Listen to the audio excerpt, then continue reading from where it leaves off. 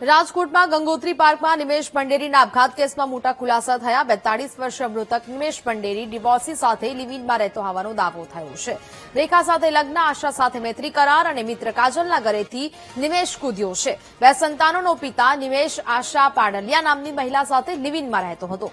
નિમેશ આશાના ઘરેથી palm universe બિલ્ડિંગમાં રહેતી કાજલ સ્લોતના ઘરે ગયો હતો। મૃતક પોતાની સ્ત્રી મિત્ર આશાની મિત્ર કાજલના ઘરે કેવી રીતે પહોંચ્યો તે સવાલ છે। નિમેશ અને આશા અવારનવાર કાજલના ઘરે બેસવા જતા હોવાની પણ વિગત છે। કાજલની દીકરી પાણી પીવા જાગી ત્યારે ઘટનાનો ખ્યાલ આવ્યો। કૌટુંબિક વિવાદને કારણે માતા પિતાએ નિમેશને ઘરમાંથી કાઢી મૂક્યો હતો। છેલ્લા 2.5 વર્ષથી નિમેશ અને આશા ભંડેરી લિવ-ઇનમાં રહેતા હોવાની માહિતી પ્રાપ્ત થઈ છે। મૃતક નિમેશ રાજકોટના વોર્ડ નંબર 17માં ભાજપ આગેવાન હોવાનો પણ ખુલાસો થયો છે। અગાઉ નિમેશ વોર્ડ નંબર 17માં જ કિસાન મોરચાની જવાબદારી સંભાળતો હતો।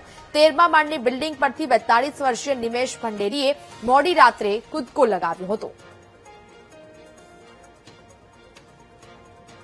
ફોન આવ્યો કે તમે આવો, અહીંયા તમારું કામ છે। એટલે અમે ત્યાં ગયા તો ત્યાં ડેથ થઈ ગયેલી હતી। ઉપરથી 12મા માળેથી સુસાઇડ કરી સાહેબે કે શંકાસ્પદ છે એ રીતે વાત કરી। શંકાસ્પદ મોત છે એવું લાગે? મોત થયું।